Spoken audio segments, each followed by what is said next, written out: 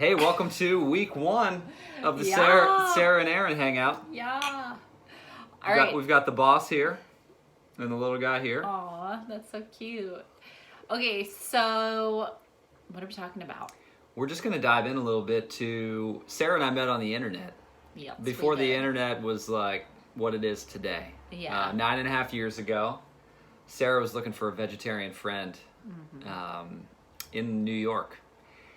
And I guess there's not a lot of vegetarians between New York and Arizona because, long story short, my profile popped up on like page 3 of your search. Yep. So we were on Plenty of Fish, and at the time we were both on it, I think because it was the free website. Right? I don't know if that's how why you were hippies on roll. it. That's what I was going to pay for that. I was on it. I was like, this is free. This seems good. So anyway, I did a keyword. I wasn't looking for a relationship, honestly. Like He was. Okay, so I was looking for like a vegetarian companion, a friend that I could go out with, hang out with, whatever, have something in common with. Well, anyway, I didn't put in like a radius or whatever, like a specific distance. And so his profile popped up on like the 3rd page.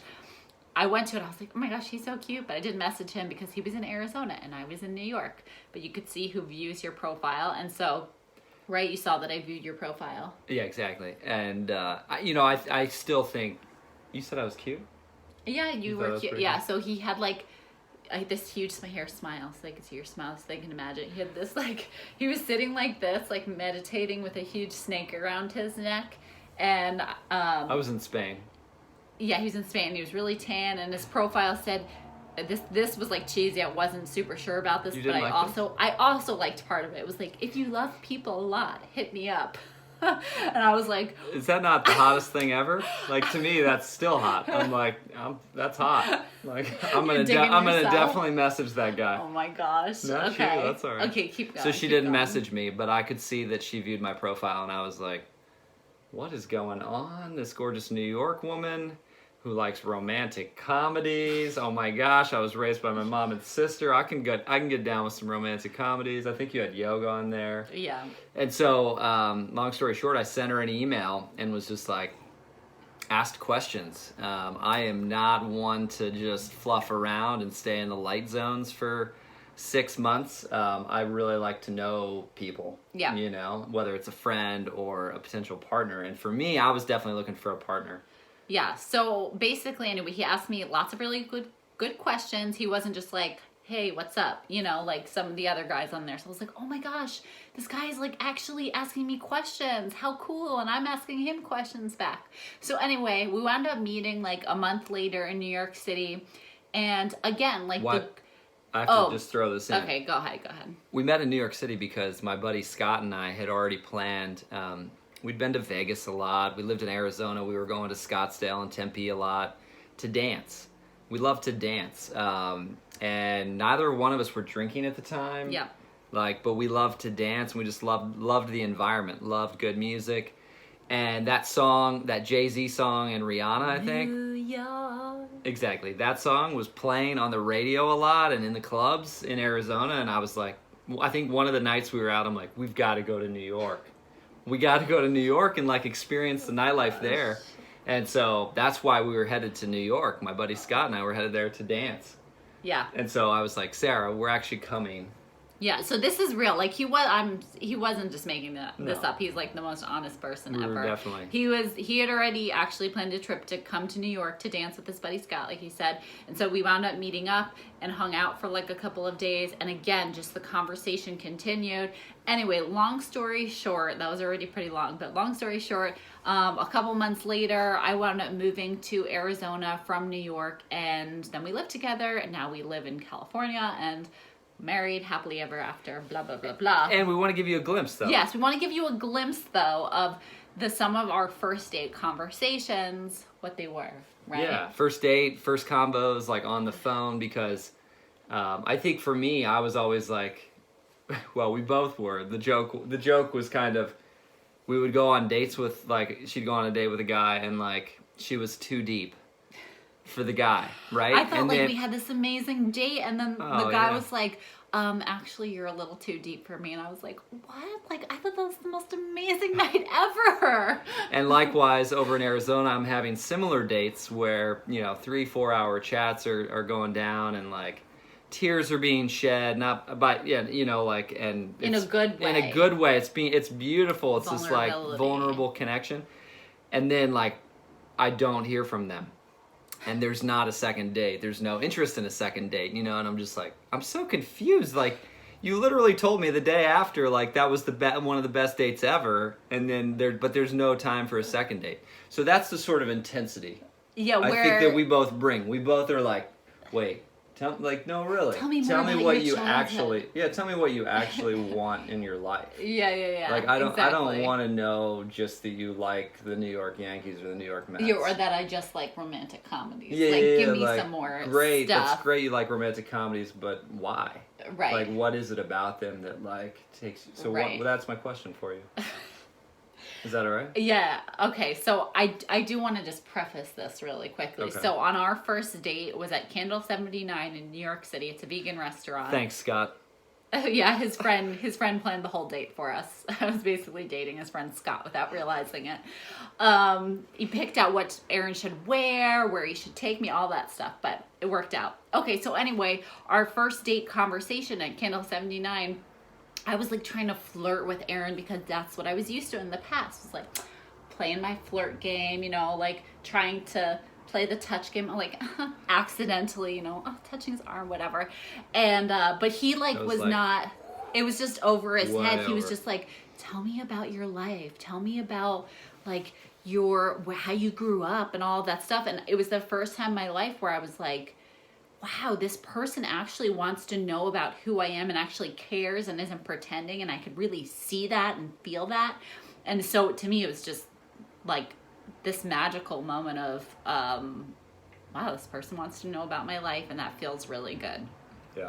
Okay. Keep going. Yeah, and I think that was the piece. We both really just, from different backgrounds, like both grew to love listening and love really getting to know people. And so I think that's why we found each other, because we were like, "Oh, you want to listen to me? You want to listen to me talk for an hour right now? Are you sure?" And you're like, gosh. "Oh yeah, I'm sure." Or I'm like saying the same thing to you, like, Yeah. "Hey, I'll listen to you for the next 90 minutes. Let's go on a walk." Yeah. Like, anytime. Yeah. That's All you got to do is just like text me or come see me and just be like, "Hey babe, I need a walk. Yeah. I need some listening." Yeah. Okay, so let's go back. So So were my saying, question what is, was the why question? romantic? Like, what's so magical for you? Like, what's the takeaway? Like, when you're watching romantic comedies, like, that has been so huge, so important in your life. Like, why do you feel drawn to them, and what do you think they offer you? What are they? That's good. See, this could be a good first date, second date conversation with men. Just a little tip out there if you need some conversation starters. Yeah, I think what draws me to romantic comedies, or why they've made such an impact on me, why I like them, is because, well, first of all, it's just like, it's feel good. You can always count on them typically to make you feel good at the end. You're like, yes, there is hope in this world. There's hope for love. There's hope for life. Unless it's like an independent Euro. Yeah, unless A it's Euro like a romantic. French film, somebody dies, and you're just like, okay, that's life. You It know? ends abruptly. Yeah, You're like, what just happened? it ends abruptly. But I think that's the reason. It was like, yeah, You've Got Mail, which So you could always count on like something positive at the end. yeah, That typically was like that was the reason? something positive at the end, some sort of hope, like there, and not just in another partner, like just that there's something greater. There's something greater out there for me. There's this belief of like, I can do better, or that, yeah, just hope. I think hope. Hope Yeah. that there is magic. Hope that there is, yeah, Right? that there's magic. That there's magic. Like, and that's what romantic comedy is like. You can always count Yeah. on, like, you get to see magic. You get to see a couple experiencing like magic, probably a bit of chaos. Yep. But then there's some sort of redeeming, like, Yeah. ah. Yeah, Or and something? I mean, I don't and know. it's funny because to this day, I actually have a lot of like cynicism about romantic comedies, because I think they put these unrealistic expectations about what a relationship should look like. And they always ended at like before it even gets really real. So I definitely do have like some cynicism about it, but or some critique about some of them. But I also think that you can look for the hope and you can find the good in it and the magic, and that we create our magic. Like we can create magical experiences, you know? Anyway, yeah. I like that. Yeah. Okay, so let me I like that. I absolutely really love the last piece that you shared, because like, to me, the cynicism. Just the New New York cynicism. No, just that's awakened. Like, to me, that's awakened. That it's like, romantic comedies aren't the best gift to the world. You know what I mean? Right. But they do have this beauty, right, and this magic that you can glean from them. But it also like can take you down this unsatisfied road.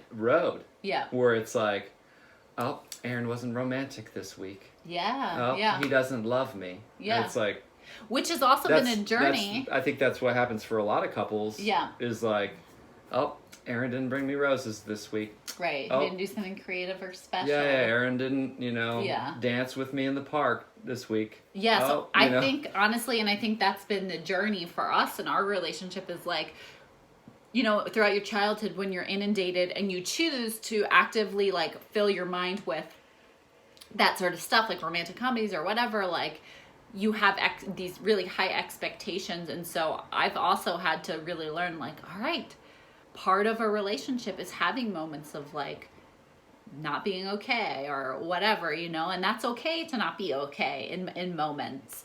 But I still like my romantic comedies, you know what I mean? You've Got Mail, that's my favorite. We still do watch quite a bit. But we know how to sift through it. Yeah, and you know what? To be honest, I mean, we cry about them. We cry about them often. It oftentimes just gets us conversing more. It does, and it really helps us like realize like some of those, the magic, the importance of creating magic. Like, magic does not just happen in a relationship. Like, you have to cultivate it. You have to give to it. You have to, you have to both really put into it. Yeah. So I think we walk away feeling that. But then it's also like paying attention to when, the tendency is to just, there's never enough, right? And so I think that has been good for both of us in our partnership, where it's like, okay, like. Okay, I have a question for you. And thanks for answering that. Yeah, you're welcome. All right, Aaron, tell me about, quickly, since we're going to end this video soon, tell me about quickly. Sports. That's tough for me. Aaron just, my heart started just stressing out a little bit. Okay, I'm okay. like, quickly. All right. As long as you want. Okay, so talk about like sports and how it's impacted you in a good way. Because I know, whatever, just like everything, I think that's what we're discovering, right? Like, everything in life has a good side, and then everything in life, there's some sort of thing that can have controversy about it. So tell me, like, why sports have been important to you in your life, and your journey with that. Yeah, I mean, I think sports for me, I was a Division III college track runner and cross country runner, and played soccer one year, and played pretty competitive soccer in my early years.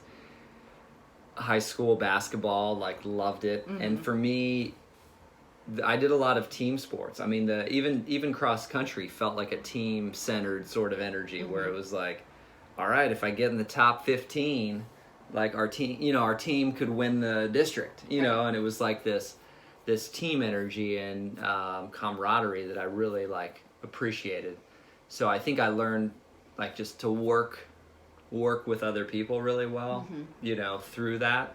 That it wasn't all on my shoulders, like winning a basketball game was like it was on all of us. It was on the guys on the floor, and it was on the guys on the bench. Like, it was like we were all in on it. Yeah. So I loved that, because I think when I think about world needs, or I think about even just relational needs, I think that both people, or we as a whole, world, we all have to realize that we're playing a role, and we have to like come together and sit at the table. or all realize that we're a part of Yeah. creating a winning environment or a Yeah. positive environment or a happy environment. It's not just on you. Right. Right? It's mutual. Yeah, It's you're mutual. not responsible for the happiness in our house. Right. It's Right? both of us. If it's all on you, that sucks. Like Yeah. it's both of us showing up. So I loved that about sports, where it was just like, this is a team game. How can we all like benefit each other Yeah. and make things better for each other? Mm-hmm. And then it's just like moving my body and like sweat, just exercise and that practice changes the game. Like I was a JV baller in high school, and I was committed to I wanted to be a starter so badly my junior year in high school. And my dad, fortunately, showed up and helped me train. Like I trained a lot during that summer and fall before my junior year or junior season. And practice, I ended up starting that whole year, and it was literally about practice. I worked harder than the other 10 guys that weren't in the starting role. Yeah. I just worked harder. So I also learned that if you really want to succeed at something, it just takes practice and more time. More time in the gym is going to equate to a better shot. More time for us on entrepreneurial journey, our entrepreneurial journey, it's the more time we're learning the skills and hanging out with people, the better. You know, so it's just we're practicing. Practicing will grow our strength and our gifts. So that was pretty huge. So those two pieces, community, camaraderie, teamwork, and then also just well, and it's everything practice. Too, right? It practice, does connect to everything in our relationship and all of that. Like you said, mutuality. Oh yeah. Teamwork. And that we're in an it individual together. responsibility to improve and practice. Yeah. If I don't get better in the kitchen, if I don't, right? And be present there and learn to cook better, because I choose that. I choose to contribute. He's a good guy. He's a really good guy. I choose to contribute and learn because I want to see whether, when we have kids, I want to see them see me taking part in all of it. Right. It's not just, oh, Aaron's watching the basketball team. And not to say that there's anything wrong with Mom's that. just watching romantic comedies. Yeah, not to say that there's anything wrong with that. It's just for me, I want to be a contributor. Yeah. I want to be a player, on the team. I don't want to just be, go get him, Sarah. Yeah. Go get him, Well, I think that's a good closing. So, cheers. Cheers to first dates and first dates that lasted. And to leave a question for you, I think a question go for you. it. I like that. Right? I mean, I think if, two questions.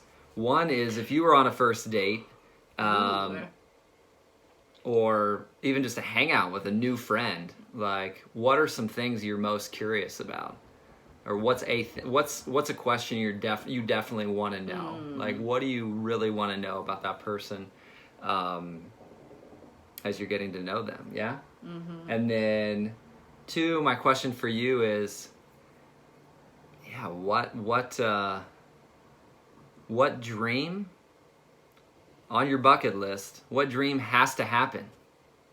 What dream must happen for you? What are you committed to? And I mean, it could be just by the time I'm 50, I want to travel to Japan. And this or may whatever, be our next topic for next week. So, okay. Yeah. I so like that. what's a dream that must happen that you're definitely going to make it happen? What is it and why? Why are you so definitely going to Japan? Right? Or why are you so definitely what's something that's else? good. Going I like to Mexico that. or even just saving for a new car. Why is it a must? Awesome. Why is it a dream you care about? Why is it a must? All right. Cheers, guys. See you soon. Thanks for hanging out. Bye. Adios.